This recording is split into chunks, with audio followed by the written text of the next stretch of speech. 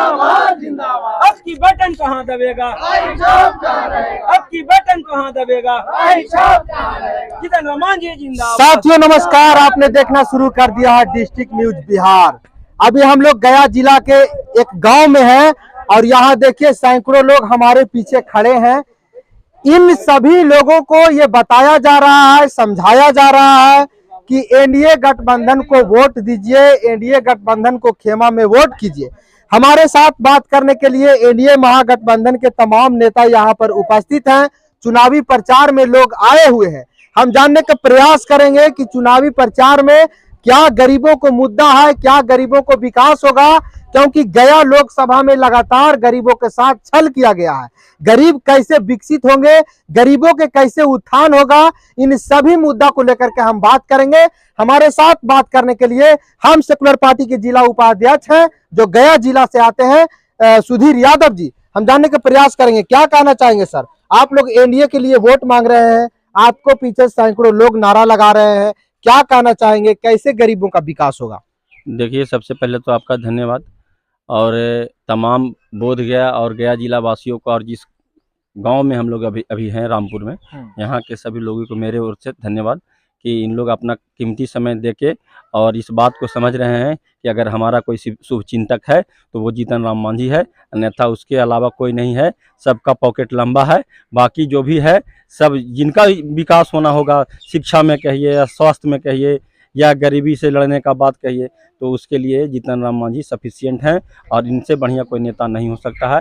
अगर ये इस बार अगर लोकसभा से जीत के जाएंगे तो कैबिनेट में भी पूरे भारत का मिनिस्टर होंगे और जिससे हमारे क्षेत्र का विकास होगा, गरीब गुरबों का विकास होगा, अति पिछड़ों का विकास होगा। जो भी जात से, जिस जात से भी लोग आते हैं, अगर गरीब हैं तो उसका विकास होगा।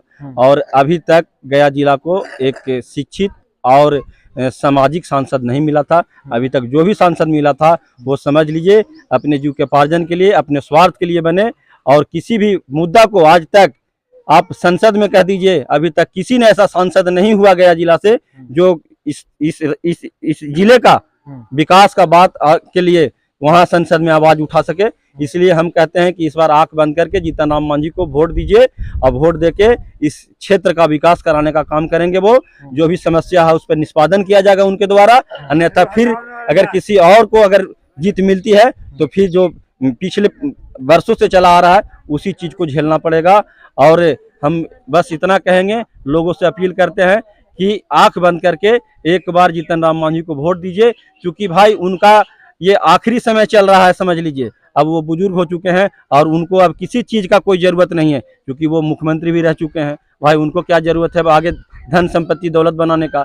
अब भाई क्षेत्र में विकास का ना जरूरत है उनके लिए कि इस क्षेत्र का विकास हो जाए। बिल्कुल क्षेत्र का विकास होना है, क्योंकि देश के आजादी के लगभग 77 साल हो चुका है और आज भी गरीब वही झोपड़ी में रहने पर मजबूर है। आप थोड़ा सा दिखाइएगा कैमरा घुमा करके, वही झोपड़ी में रहने पर मजबूर है जो देश के आजादी के 77 साल पहले हुआ करता था। और भी हमारे साथ नेतागण है, जानने का प्रयास करेंगे, क्या कहना चाहेंगे सर?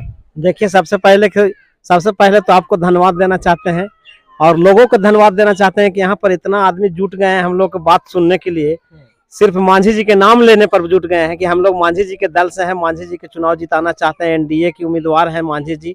उसमें नीतीश कुमार, नरेंद्र मोदी भाई और चिराग पासवान भी इसमें जुड़े हुए हैं और उपेंद्र कुशवाहा की पार्टी जुड़ी हुई है। इसलिए हम लोगों से अपील है और इन लोगों से भी अपील करने आए हैं कि मांझी जी जैसा उम्मीदवार इस क्षेत्र के लिए पहला, मतलब रामबाण की तरह है कि पहला उम्मीदवार ऐसा होंगे कि इस क्षेत्र से सांसद उस तरह का जीत के गया नहीं था। अगर ये जीतते हैं तो गरीब गुरबा जात पात तो करते नहीं, सब लोग को लेकर चलने वाले नेता हैं।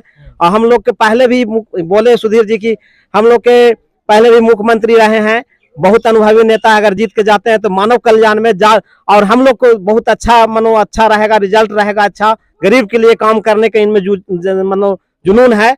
और हमारे गया के लिए बहुत बड़ा काम करने के लिए वो वादा भी किए हैं कि बहुत हम जीतने के बाद बहुत अच्छा